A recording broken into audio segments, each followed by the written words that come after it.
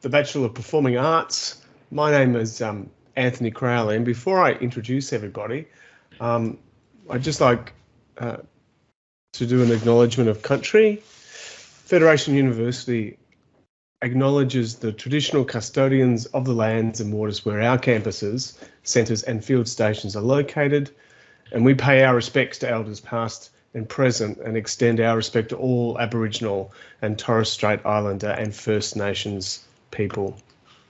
Welcome to the session. My name, as I said before, is Anthony Crowley. I'm the Joint Program Coordinator for the Performing Arts course with my learned colleague, Professor Kim Durbin, who's there, and she'll take over just in a second. I take care of, well, I direct and I teach into the course, and I look after a lot of the musical theatre side of the curriculum that takes place. My background ranges right across the performing arts, but within this course, that's generally where my focus is. Kim, can I hand over to you? Thank you, Ant. You just gave me a promotion again. I'm only an associate. Oh, so sorry. Can I just keep doing that, though? I like being aspirational, so this is a good point. Cool. Welcome, everybody. What I'm going to do is I will invite my staff, first of all, to introduce themselves to you. We've also got a special guest with us today. Cassie McIver is one of our graduates when we used to have a Bachelor of Music Theatre, and she's currently a contestant on The Voice, and she just on our screens got through the blind audition. So you might want to ask her questions about what's happening out there in the industry. And we've also got a few of our current third year performing arts students. So Josh, Clooney and Nina are standing by to answer questions from you about student experience or anything really living in Ballarat. What can I say? I'm a director. That's my trade, and I've been responsible for training people in acting and music theatre for a while now. I've been in Ballarat. This is my 21st year, which I'm really proud of. This is a really wonderful team of people that I love to work with, and they make going to work, whether it's real or virtual, very special. And we don't always agree on everything, but I always think it's like the grit in the oyster that makes the pearl, because we always come to a consensus that's going to work for the industry and for one another and for our students. So here they are. I've worked around Australia. I've worked with Anthony a number of times in the industry. I was trying to think about where have we worked, Anthony? And we started out together at St Martin's with Anthony. I directed Anthony's first ever musical. Later we worked at Playbox, and then now we've been working at the Arts Academy on and off for quite a while. So I've been reflecting on the fact that when people are good at what they do, they survive. And in these terrible times, we will survive and we will climb out of this. At the moment, the Arts Academy is operating both in real time and virtually. So half the people you're looking at are in Melbourne and the other half are in Ballarat, but you wouldn't know. It doesn't really matter because we're here for the same thing.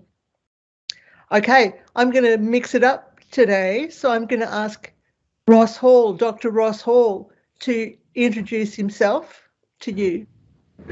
Thanks, Kim. We are mixing it around, aren't we? I like that Dr. Ross Hall thing. It's very nice. I'll call myself Professor as well, if you like. That'd be really lovely. Listen, I can see some guests there, so I'll just say this first of all. It's really great to see you. Welcome. And if you've got any questions, I often think some of the best kind of stuff comes out as a result of your questions. So please put them in the chat or just ask us, because that's where I think some of the most important information is actually given out. Like Ant and Kim, I've been in Ballarat for a while, and I teach acting. So I teach acting and the acting skills, and I'm one of what we call the in-house directors. I mainly work in the second year now. We kind of shuffle ourselves around a fair bit, but my home, if you like, at the moment is definitely in the second year of the course, the sort of the middle year, the engine room in some respects of it. And that's about all I need to say at this point in time. I'm going to pass the baton over to you, Ange. Can you take over? I can indeed. Hi, my name's Angela Campbell. I'm also a doctor, just to put that one out there. I teach, that was a joke. It was meant to be a joke. I teach the most conventionally academic subject. I think I could say that kind of quite with some confidence in the Arts Academy, and it's called Critical Studies. It's what it is mostly in effect is theatre history. So it's looking at the background of theatre and the way that theatre is developing into the 21st century as well. I teach mostly into first and second year, and I am in Melbourne at the moment, but have spent a lot of time driving up and down the freeway to get to Ballarat, and you know, I'm actually missing it at the moment. It would be very nice to be in Ballarat at the moment as the spring is emerging and everybody's free and running around and having a nice time up there. So that's me. And I'm now going to hand over to Teresa. Thanks, Ange. Hi, everyone. My name's Teresa. I am the full-time lecturer for dance and movement. So my job is to coordinate all the dance courses across the 3 year levels of the program. I do teach across all 3, but at the moment, predominantly in first and second year. I've trained in various genres of dance. I currently mainly teach jazz and tap, along with about, on average, 10 other staff that fall into the dance and movement area. So I also look after those people as well. So yeah, that's probably all I need to say at this point about me. And yeah, I'll pass it back to whoever wants to take it from here. Kim, maybe. Okay, thanks. And maybe the 3 third-year performing artists could give us their names. And where have you come from? That's always an interesting question. First, we're going to apologise in advance for any background noise. We're in the student lounge at the moment. There's a bit of activity happening, but we'll go through quickly. I'm Josh. I'm from Melbourne originally, the southeast suburbs, and I'm now living here in Ballarat. My name is Clooney, like George Clooney. Yes, that's my real name. And I am from Phillip Island originally, so I had to move out to Ballarat to study here. I'm Nina, and I'm originally from New Zealand, but yeah, I live in Ballarat as well. Awesome. Okay, so people who are with us, if you've got a question, could you type it in the chat, or maybe you could just ask us?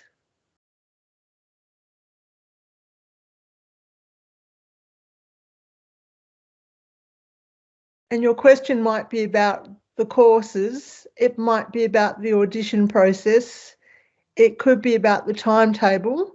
We're ready and willing to answer any of those sorts of questions. But I can explain that we used to have a Bachelor of Acting and a Bachelor of Music Theatre, and those 2 bachelor degrees have now merged.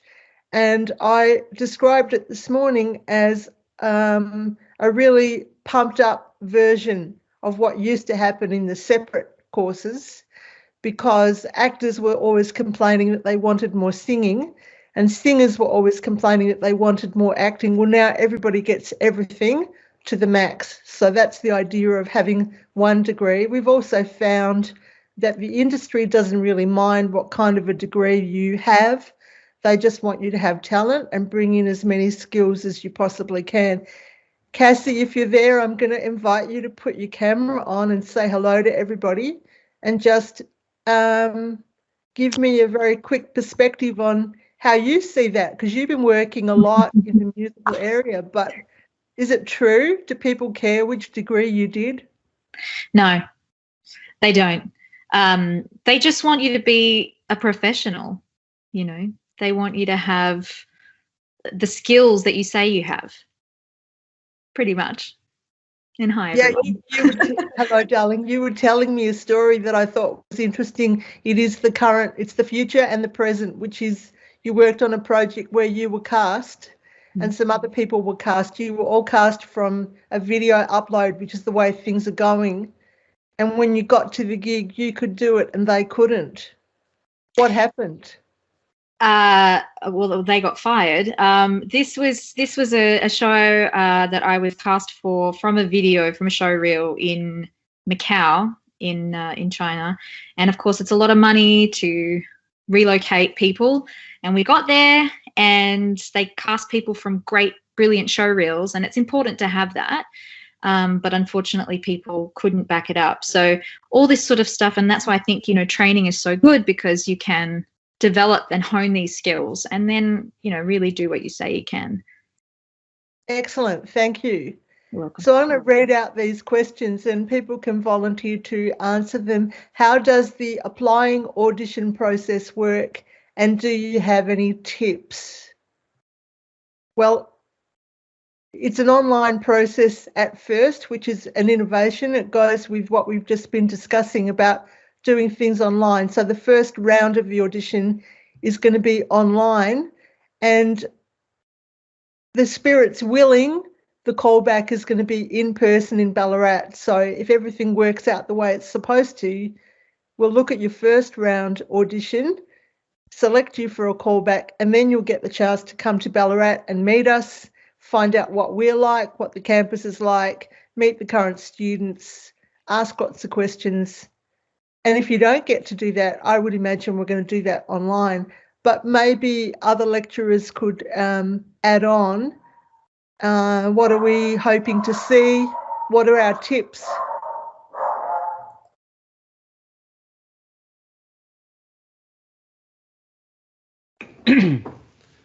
You'll find all the information. I can see another question down the very bottom here says, how does an online audition work? The first stage of the online audition is actually a filmed audition. So you film yourself and you submit that. And then we look at all those, and you'll find all the instructions for that on the website, and tips on how to present really well. Josh and Clooney have done a video that guides you through how to prepare for that. You'll find that when you apply online. So that's the first stage, and that's for people right across Australia. And then our second stage is a callback stage, and for that at the moment we hope to be doing in person. That's right, Kim? You're on that old mute thing. We need a song for that. Muted, yeah, good. You're making me think about auditions and the fact that I think everybody's got this cliche about auditions, that because they see them all online and they see them on TV, whatever, it's all about being cut. So it's all about being rejected. Well, actually the opposite is true. We really want to see you. We want you to be good, and we want you to do what you do. And if you do what you do, we're going to like it. Teresa, what are you looking for? Hi. Well, I will generally only see people in the callback for the dancing wise. So I guess, I would watch all of the online auditions and, see how confident people are coming across, if they know the work that they've chosen, particularly the monologues, if they know them confidently and they understand what they're about. And I guess with the songs, if they engage me, if they engage me in the story they're trying to tell. And in a callback situation, I'll put you through your paces quite significantly and see how you cope, whether you're have had a lot of training in the dance or movement area or had none. It's there's things that we look for on both ends of the scale. And a lot of it is about how you take direction from myself, how you're able to follow, general coordination, just that sort of stuff. So to get a bit of a picture of what you're like as a student. So that's what I sort of look for in the dance side of things in the callback. So the second part of the process. Thank you. I'm going to move on because we've got lots of questions now. Clooney, Josh, and Nina, you've got to give me really short answers. What's your favourite part of your degree? Nina. I'm going to be biased there. I love the productions and everything we've done with them, including what we did in third year and second year. it's hard to boil it down into one, but I really enjoyed Dr. Ross Hall's acting classes last year. They were a highlight for me personally. I think I've enjoyed all the acting stuff, Ross, and screen acting. And then as well, I think a surprise enjoyment was, tap dancing through dance. Love it. Great, thank you. Emma's asking what the timetable looks like under normal circumstances. Do we even remember normal circumstances, Ross? Well, I certainly don't, Kim. Look, it's a pretty the studio work we do is pretty intense. It's full on and it's great. And that's what people seem to like. Even online, it's still intense. And there've been really great discoveries about some of the stuff we've done. We're working online, of course, at the moment. We're also working live in the studio. But it's that intense 3 years of being with a group of people, really passionately doing what you want to do. And it's about opening up to the possibilities that are there for you.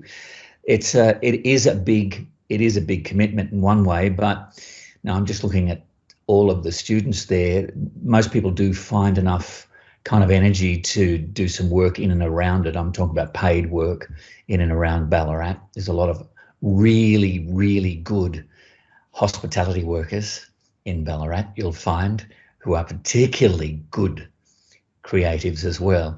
So, yeah, it's full on, but it's great. It's full on good. And it's usually 25 hours a week for a first year. And then the third years are going to laugh because they know there's more after that. Cassie, there's a question for you. What has been your experience using industry connections from this course after graduation?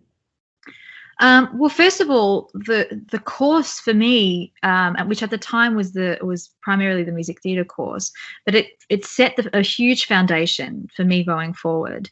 So I had my, if someone handed me a script, if someone handed me a song, I had all of that preparation. I knew how to warm up my body, my voice. I knew how to break down a character.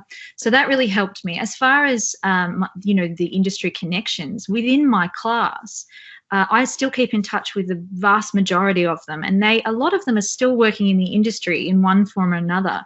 They're working on as choreographers in the city. They have bands. There are some people working as production managers for Victorian Opera, and some people are going into all kinds of different fields of entertainment. And we all keep in touch, and we're all using each other's connections as much as possible. So you can never underestimate those connections. So I would say it's been very, very, very successful from that point of view. I hope that's answered the question. Thank you, Cassie. That's great. How does an online audition work? Well, it's the same as an audition in life. People look at you and they make a judgment. Now, that can be seen as such a bad thing. In fact, we have a policy called unconditional positive regard at the Arts Academy, where we try not to be judging of one another. We try to be accepting. But the truth is we're looking for certain things, and one of them is, could this person be trained? And we give you the time that you need for us to see that. That's why we have a callback process. So you do the work that you prepare on your own, and we look at it, and then we call you in so we can test you in various ways. You might be doing improvisation. There's a dance callback, as Teresa said. You might work on your song again. You might show us your monologue again, and you work with other people. So we also see, how do you work with other people under pressure? Because in a way, that's what a class is. It's a fun thing. It's an exciting thing, but you've always got work to do under pressure, like you do in the industry. So it's the beginning of that process. Are there any scholarships? There are, and I don't have the link. If anyone's got the link there, maybe they could cut and paste the link. Angela's popped up. Thank you, Angela. She's already done it. Brilliant. Oh, I love working with you people. Just coming back to the tips question, Kim, I think one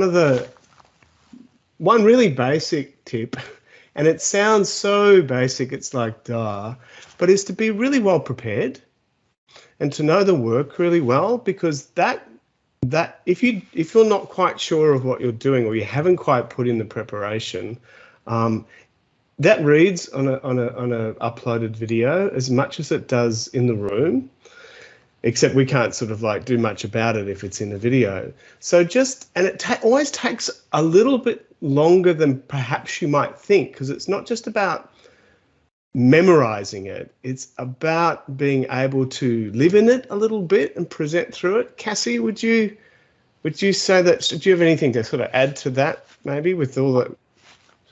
No, very, very much so. I agree with those sentiments exactly. It's about being able to sort of see beyond the page, whether it be a monologue or the music, and try to bring that to life, and then also inject some of yourself into that and try to show that to an audience. There's nothing more exciting than, I always sort of say that I never tell a lie when I'm on stage, because it's the one chance where I get to really just be as honest as possible. So yeah, you get to explore. If you can try to bring that to your audition as much as possible, people can see a little bit of yourself. I think that can go a long way. And I think that's a really big part of it. It's a really nice addition to this conversation, Cassie, that people often ask us, what are you looking for? And I think that the real at the deepest level is, there's that question, who is this person? Who are you? Who are you? And in a sense, the monologues, yes, what Ant said is right. You can you need to get an indication of what your responses are. So, learn them well. But really what's going on beyond that, and I think it does separate us in a sense that we're trying to ask, who is this person? And are we going to be able to help them move through this 3 years and prepare them as a human being and as an artist? And I think that's reflected in all the diversity Cass just touched on it a couple of minutes ago, of different lives that people live after a course like this. You'll find that your horizons are expanding beyond what you may feel they are when you first come in. And it's that openness that we're really looking for, is one of the things anyway. Thank you. Angela, do you want to answer this question about how many people we're looking for? Well, that's a good question. We're looking for we're looking for around about 60 people for next year. That's the simple question. I just wanted to add something to what Ross was saying before about the tips for auditions. After the online audition, then we have callbacks where everybody comes to Ballarat and actually has a look at the space, and we see you in the space. And it's almost like a ritual. One of the things that happens in every callback is Teresa runs a sort of cardio warm-up at the beginning of the audition. And it's a really kind of beautiful moment for me, because I sit there easily in the chair and watch everybody do Teresa's cardio warm-up. And it's just really amazing watching people. Some people are very fine, fit dancers, and other people have much less experience coming to the physical work. But what you actually see in those warm-ups is the way people take on difficulty, and the way people kind of, how open they are to giving things a go. And I think that is the really key thing that we are looking for, that idea that somebody will open up and really give something a go that they might not be comfortable with, and they might find a struggle, but nevertheless, that's where the transformation happens. Beautiful. Thank you, Angela. What are the equipment costs for things like TAP? Are those courses mandatory? Oh, I love the idea of things being, what's the word? Optional. Do we have anything in the Arts Academy that's optional? No. No. Do you want to answer that, T? Yeah, look, I guess if you're going to ask about TAP specifically, a pair of TAP shoes costs around about $100 on average. There's a list of uniform requirements that you do have to purchase. So, the upfront expense is a couple of $100, but they're things that you will be using every single day, if not every day, at least once or twice a week for 3 years, and then hopefully beyond. So particularly when you're looking at the shoe. So it's an investment really into your training and into, if you want to continue this sort of work afterwards. So there is a little bit of costs involved at the beginning, but you'll definitely be getting the use out of those purchases. And yes, everything is mandatory. Thank you. The next one is, how much of the coursework focuses on performing for live theatre versus screen and media? I think, I don't know how to estimate that, but I could certainly say a couple of things about the screen component. One is that for quite a while we've been pushing to put more screen into the program, and our second years are now doing screen acting as well as our third years. But the other one is this COVID situation has forced all of us to become more savvy about online presence, working to the camera, and what it means to do that in our professional lives.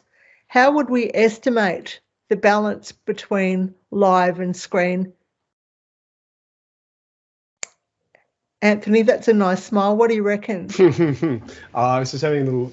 Well, at the moment, there's quite a lot of screen because we're dealing with screen all of the time, which is a different medium. But certainly through second year, at least half of that part of that course is dedicated to screen acting. So that's half the year. And then in third year again, you guys are doing a lot of focus, aren't you, on screen work as you prepare for your Vimeo.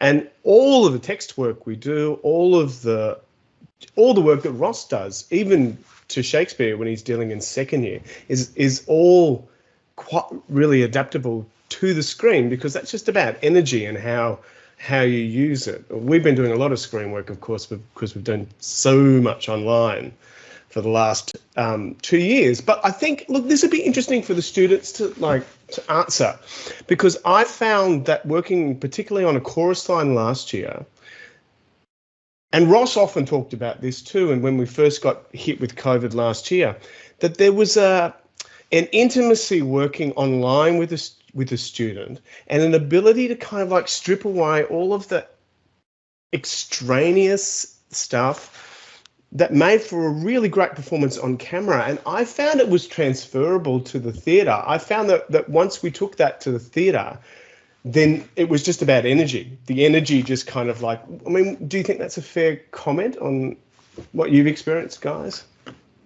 Yeah, I think we can all say as students that having that experience, I don't think anyone can say that we wasted 2020 at all, because I think building those skills and developing in that way, when it's so focused, barreling the camera, you still have to find the skills within you to make that performance work. Yeah. And I think a lot of, first year working on yourself and those foundational skills coming to performance, to then go into second year, add on screen, add on some actual, live theatre performances, to then go into third year and now have a subject specifically about the industry and screen acting, and also still doing our shows and building up singing in front of people skills and stuff. There seems to be quite a balance between live theatre and screen, because the only difference is you're putting a camera in front of you. Yeah, and you're still performing, and those skills are transferable to both, areas. Yeah, definitely. Yeah. Thank you. Staying with the students, what's good and bad about studying away from home? Either way, wherever I went to university, I was going to have to move away from home because I live in such a rural community. I personally flourished moving away from home and being in my own environment. And I lived on res for first year. And if you are coming from a different, a rural community where you may not know many people coming to this university, I would highly recommend, if you can, to do that for first year, because it really helped to build relationships and made me feel more comfortable within the university itself. Definitely. I feel I really enjoyed, again, just echoing what Clooney said, I enjoyed living on res for my first year, because it really puts you, it throws you right into the, middle of the university. Yeah. And you've got such a support system around you of not only peers, but also staff that, you do feel a lot more sort of at home. And at home with people who enjoy the same thing as you do. So I found leaving home, I flourished. I did really well. Yeah, I would say though a bad thing about being away from home is having to learn how to cook. Something that's other than hot dogs or pizza. I think Clooney and I lived together on Res. Yeah, Josh and I lived together on Res, and the amount of times I became known as Res Mum because I was the only one who did food studies at high school, so I knew how to cook. My delicacy for almost the entire length of second semester first year was I would cook rice and I would boil hot dogs and cut up the hot dogs and mix them into the rice as kind of like a fried rice meal.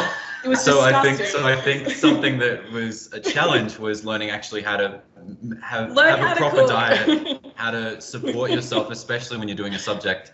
Subjects like dance and things like that, when they're intense, you need to be eating properly and watching, your spending and things like that. So I think that's good though. It really puts you into that. It's a challenge, but it's a useful challenge because once we finish university and move out of parents' houses or whatever, I know how to cook now, and now I'll be able to support myself living, in Melbourne, or if I move to Sydney or overseas or whatever, I'll be able to live by myself and have the agency that I need to cook and to clean and to do all of that stuff. So it was maybe a bad thing initially, but it was good in the end. Yeah. Cassie, are you wanting to buy into this? Okay. Jennifer's question, can the contemporary monologue be anything, or is there a sort of list to choose from, like with the classical monologue? I think we've got two lists. We've got a classical list and a contemporary list, and they're both online. So if you can't find them, just drop an email to the university and they'll send you a link. Thank you. Matthew says, would you recommend completing a diploma of music theatre to gain experience before applying for a Bachelor of Performing Arts straight after high school? What's our opinion about that?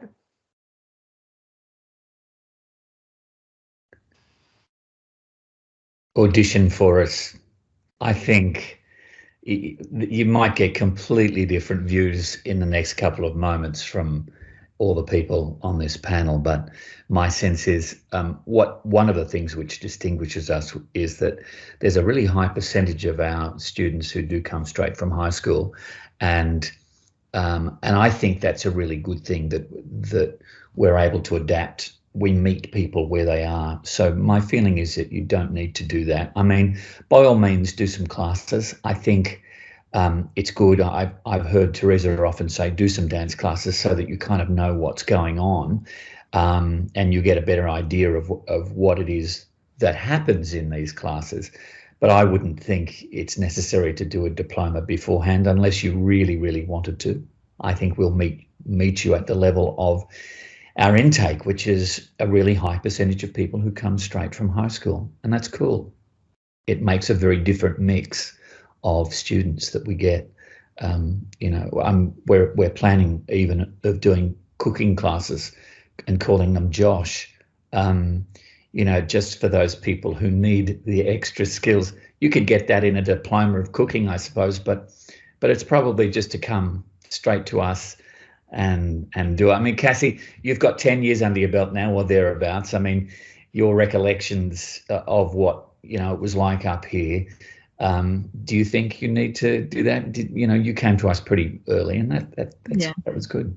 I think, I knew exactly what I wanted to do. My trajectory was always to work and to perform in the industry. And so it was just the quickest way there for me. But beyond that, I think the course prepares you for life because, I did learn, you learn how to cook, you learn how to pay your bills, you learn how to get around by yourself. And I really flourished in that situation as well. So, and we all had little side projects going on too. And I imagine that would be even more so now, because back in my day, we used to have to go to the library to go and find, which was only open for a few hours a day, and we had to go and find CDs to listen to. Like, it's not like you kids today where you've just got access to Spotify and everything you need at the drop of a hat. So it was today you can just do so much recording. Oh, I'm so jealous. Yeah. So it's a really unique experience coming to Ballarat. I mean, all of the guys have said that, but it's a very different experience. it's a kind of a hothouse, and it feels like a small community. That's what people tell us over and over, which really allows you to kind of work in a unique way. It's a really unique community, a really unique environment. So yeah. And I think you're lucky. I remember when I did my first training as a director, I drove from Adelaide to Melbourne with a friend, and we were petrified. We had no idea what was coming. We wanted to do what we were going to do, but after that it was a blank. And you can't look at movies like Fame and go, oh, it's going to be like that, because it isn't going to be like that. So in terms of this question about how did you adjust to moving away from home, what I didn't take into consideration, and what I see sometimes, is that you meet other people. So suddenly you're in a class with all these people from right around Australia, because we do have students coming from all over the place, and they've all had different levels of experience. They've all lived or done different things or nothing. You know, some people don't know how to do their washing yet. Other people have already got 2 jobs. They've got family situations that are really tough. So as well as learning from your lecturers, you learn from the people around you. There is a pretty good support system here, and we've got mentors, we've got disability support. There's people there to help you if you need it. Another question from Lucy was, do you look for prior experience, or is it more how you present your audition? That's a fascinating question. It's a good one. I actually think, you know, how I was talking a couple of minutes ago on that diploma question. I'm sorry, I'll just give a quick answer. But for me, it's not that important that you have a lot of prior experience. It's that issue of teachability. And it means that we talk a lot in our conversations about transformations. And I think that a lot of our students go through a really huge transformation. And perhaps you could argue that they don't have enough life experience when they come in generally, if they come straight out of high school, for instance. But what it means is that the sense of growth and transformation is huge over that 3 years. And that's really exciting.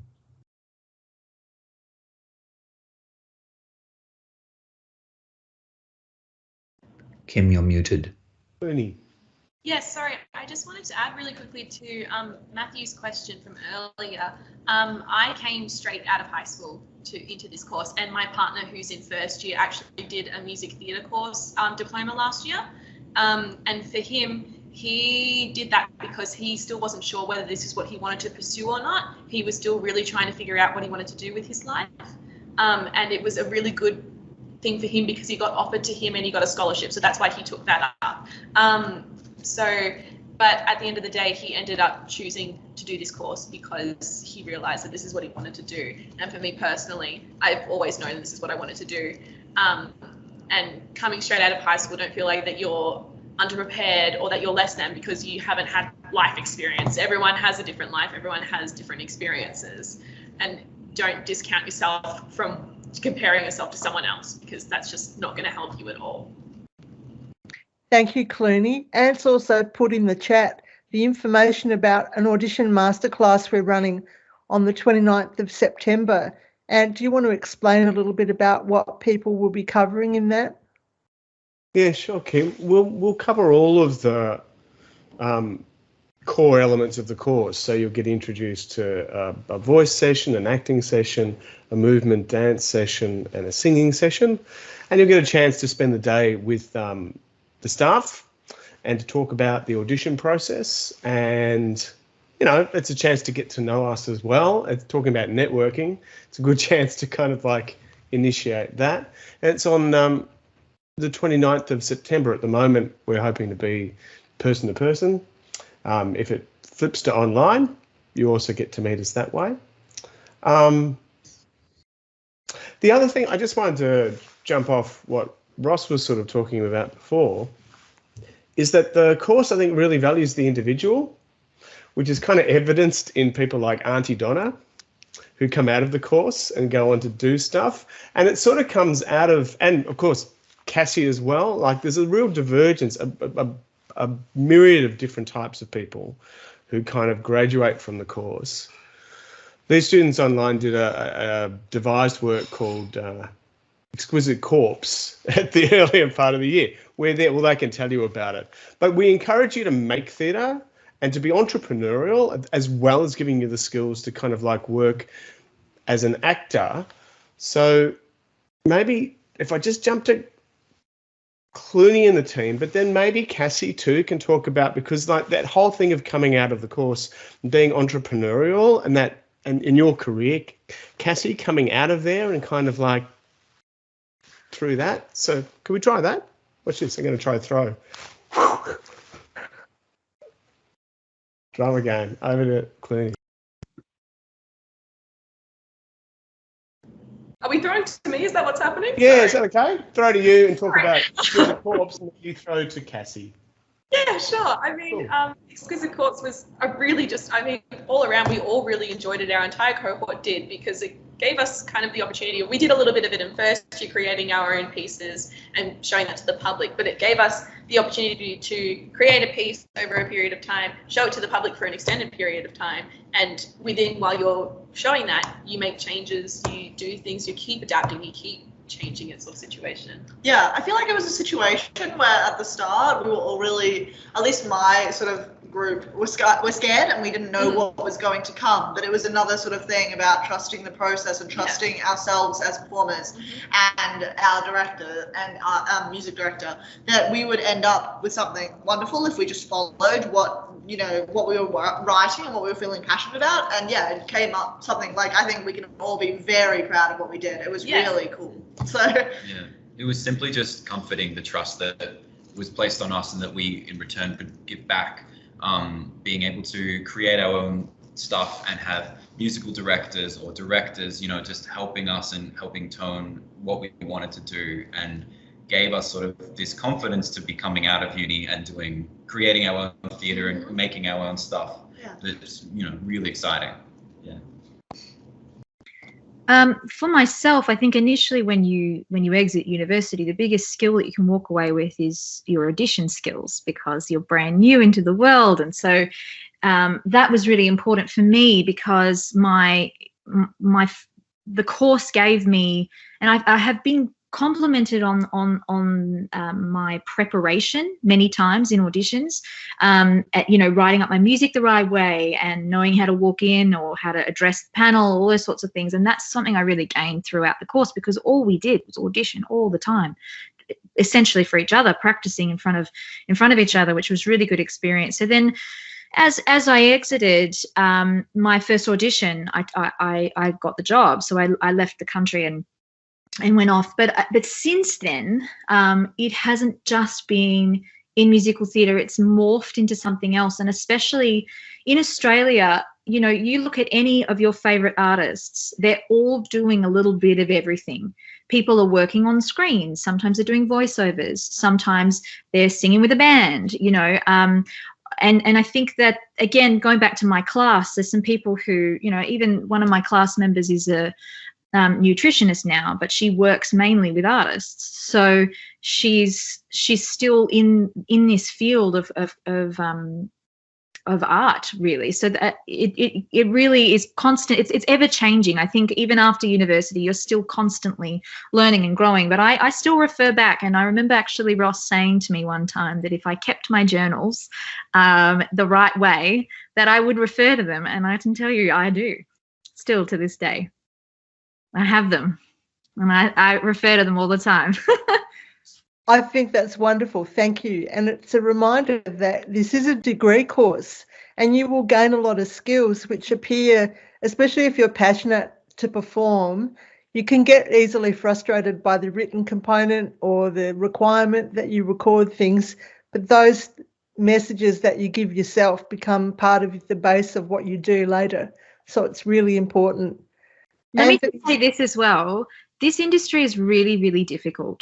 It is not for the faint of heart. I think that the people the ones that survive adapt, and the people that are constantly changing and looking and growing and networking, they're the people. And even if you look through COVID, you see the people that are constantly, evolving, and that's what this course can offer as well, I think, because you do get that diversity, especially now that it's merged. Awesome, thank you. Now, Anthony's trying to answer a lot of questions in the chat there, but there is meanwhile one question that students can answer. What's been your experience with diversity, inclusivity, accessibility, mental health, etc.? All very important topics at this time. Yeah. Yes. Okay. I am lucky enough to be a student who is helping with the university on an Ask Desk service. So we provide like a place that students can come and ask us questions and things like that. And there's a lot of resources the university has in terms of mental health support, diversity, inclusion, things like that. From a university structure standpoint, that is all available and there. And being somebody, and I think we can all relate, being somebody who might need those services, it's comforting and good to know that stuff is there. Yeah.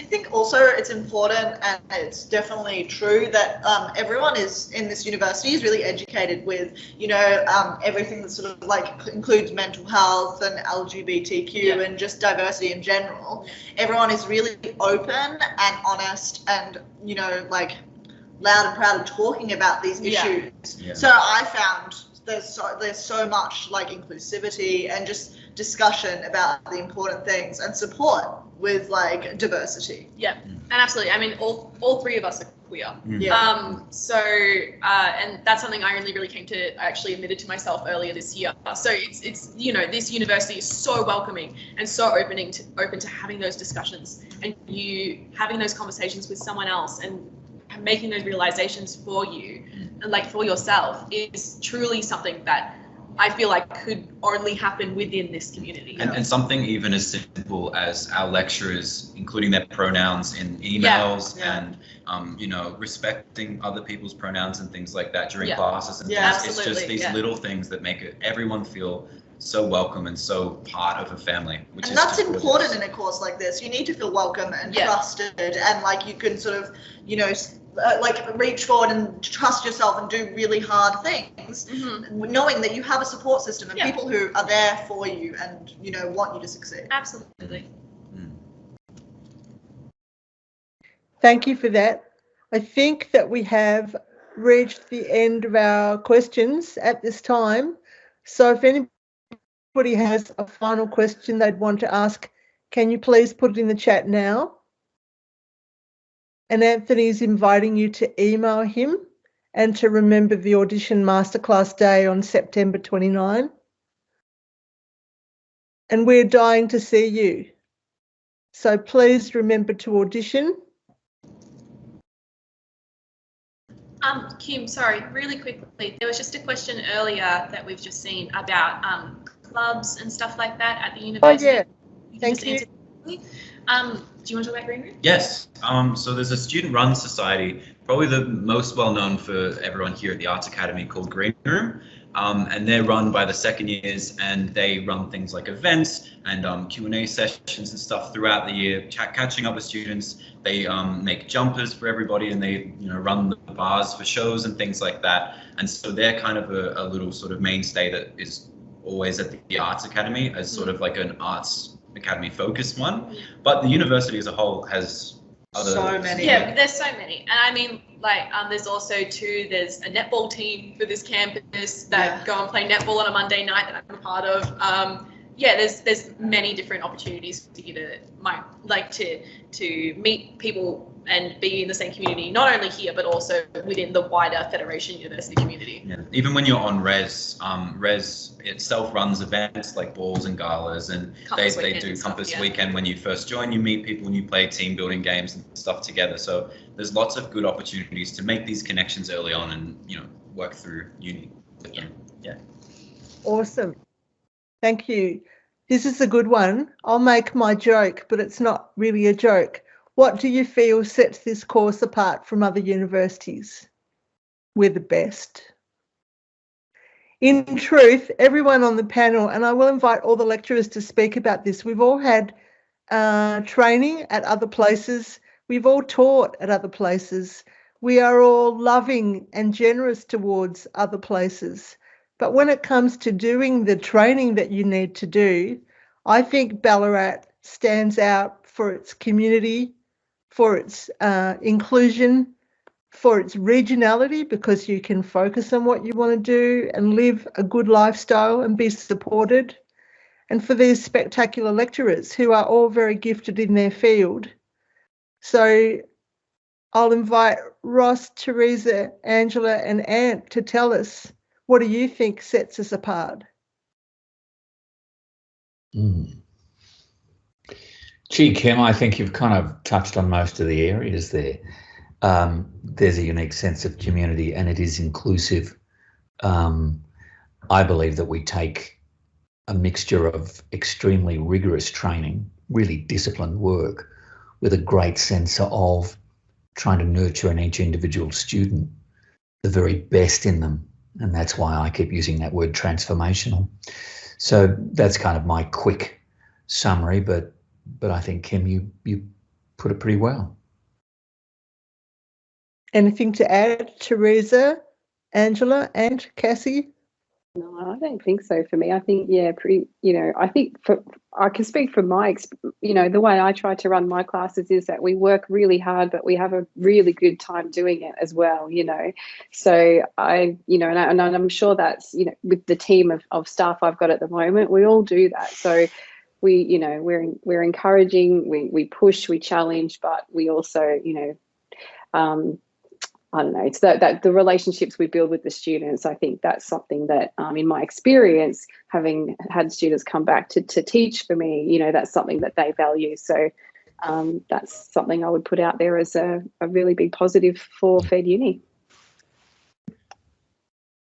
I'd just say very briefly that this idea that is underpins everything that we do, and I'm not sure who introduced it, I'm sure it was Kim many years ago, this idea of unconditional positive regard is really, for me, a bit of a touchstone. That it's an idea that doesn't mean everyone has to love each other all the time and say sort of kind untruths in order to escape saying what people really think. But the idea of unconditional positive regard, which really is the underpins everything we do, it kind of says that we look for the best in people. And in looking for the best in people, there is a real sense that you find it. And that's a really strong place to move from. Thank you.